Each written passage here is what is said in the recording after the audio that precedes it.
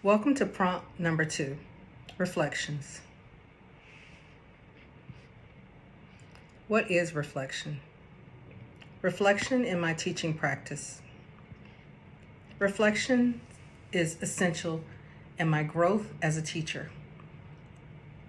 Before implementing new strategies, I engage in anticipatory reflection by researching best practices, considering my students' needs, and planning lessons accordingly. During instructions, I practice reflection in action, adjusting my practice based on students' engagement and comprehension. Afterwards, I use reflection on action to assess what worked, what didn't work, and how I can improve. Being an IB school, that is a core tenet of what we do all the time. The students reflect, the teachers reflect. I also rely on my peer experts, my mentors, my colleagues, professional learning communities to gain fresh perspectives and refine my instructional methods, discussing challenges and strategies with experienced educators to help me evolve as a teacher. Additionally, my knowledge and student experiences shape my growth. Each year, I learn from my students' unique needs, background, and their learning styles. This continuous learning process helps me differentiate my instruction, strengthen my relationship, and create a more inclusive, effective classroom.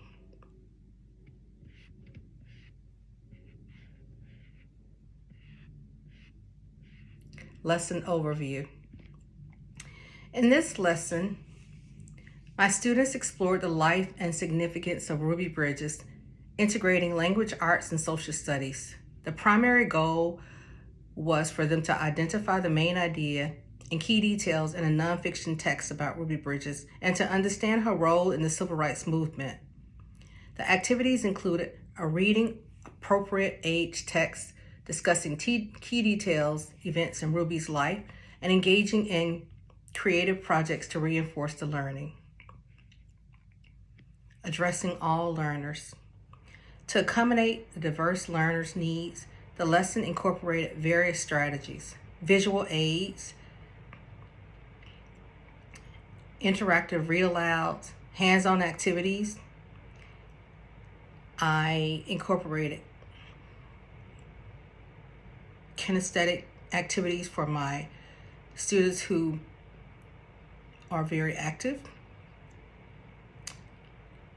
Despite these efforts, some students require additional support, particularly in understanding the historical context. So I work with them a little bit further, and I use some different resources.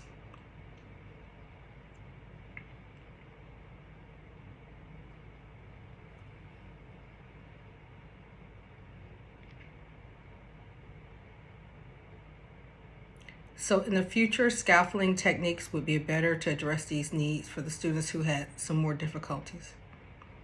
Effective and ineffective strategies. The effective strategies were the use of the storytelling and role playing. Those were effective. They engaged my students very well. Ineffective was relying solely on group discussion without providing significant background knowledge, because this led to confusion because they are first graders and this is new territory for them. So I needed to facilitate a little bit more with them. So that was not quite as effective as I wanted it to be. So next time I will front load more information and provide a little bit more background information. Integration of content areas. The lesson successfully combined language arts and social studies by using the Ruby Bridges to teach reading comprehension skills. However, I did incorporate music this time around and art. In the future, I will continue to do an interrelated lesson so that my students will be more engaged, because they really enjoy this Ruby Bridges lesson unit. Revision and reteaching. In the revision lesson, the additional content area was integrated. The art part, the timeline I use about Ruby Bridges' life that reinforces sequence skills and historical understanding. The music introduced a song from the Civil Rights era. They enjoyed that, of course. Reflections, successes. The revised lessons, I saw an increase in the student engagement, particularly during the art and the music activity. These additions made the historical content more accessible and memorable. Culturally diverse and community engagement. The lesson emphasized cultural diversity by highlighting Ruby Bridges' impact on society. The student engagement part. The engagement part was very, very high. With the students, they were actively participating. I helped them to understand that this was not so far in the past, that Ruby Bridges is still alive and she is still actively engaged in society. Class learning experience. Overall, the class demonstrated a deeper understanding of the historical context and exhibited increased empathy towards Ruby Bridges' experience.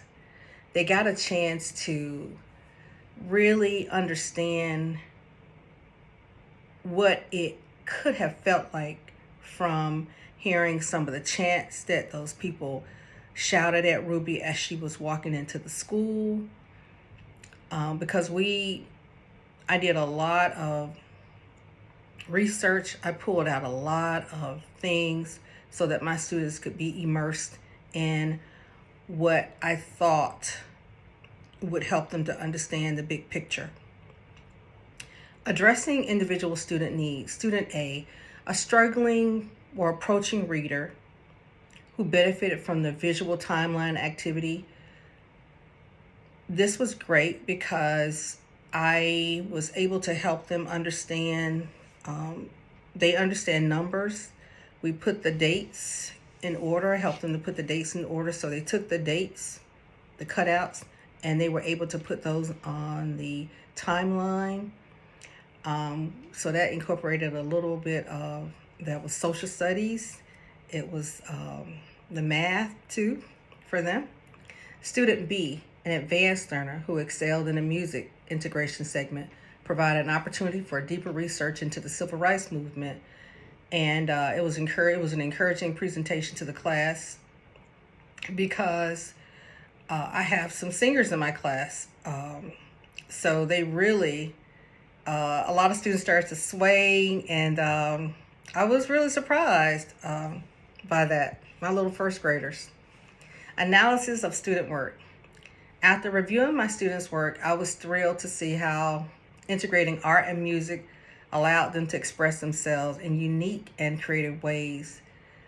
Because we did this unit before. This is my second time teaching first grade in a long time. And it was not as exciting. It was really nice in the past, but the fact that I went back and we integrated the art and the music really was surprising, and my students loved it. So moving forward, I'm going to continue to integrate the art and the music portion to deepen my students' knowledge as we talk about Ruby Bridges and her contributions and what she experienced during this time in her life. Reflections of instruction. Successes. In the revised lesson, just like I said, I was thrilled, and a noticeable boost in the student engagement, cultural diversity and the community engagement. I love that the lesson highlighted Ruby Bridges' profound impact on society, allowing the students to see the value of the cultural diversity. It was heartwarming to witness the empathetic responses and the ability to connect with Ruby. They made a connection there.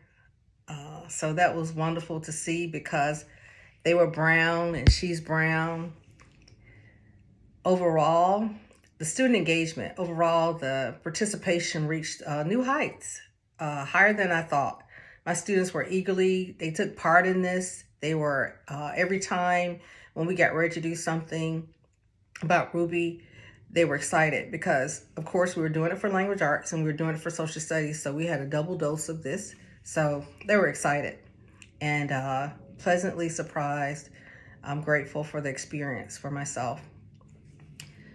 Moving on to the graduate experience reflection. My graduate experience has transformed my teaching deeply. My understanding of the social and emotional cultural responsiveness in teaching. I have learned that integrating this into my lessons is also important. Ensuring that my students develop both academically and emotionally. And using this unit, these two together, was the perfect blend. One of the biggest takeaways from my graduate experience was my computer technology. I feel like I have gained, I am more computer savvy. I knew a lot. I thought I knew a lot, but I have learned more things now. How to maneuver. I'm still learning. While I've gained a lot of valuable insight, I am learning, and I'm going to be a lifelong learner, and that's what I teach my students. Additionally, more mentorship and veteran educators would have helped. No, what I meant to say, additionally, I wouldn't have been able to do this without the mentorship from my colleagues and my peers in my class. So I am eternally grateful. Overall, this experience has made me more reflective, tech savvy, and a more effective educator. So I'm grateful. Thank you.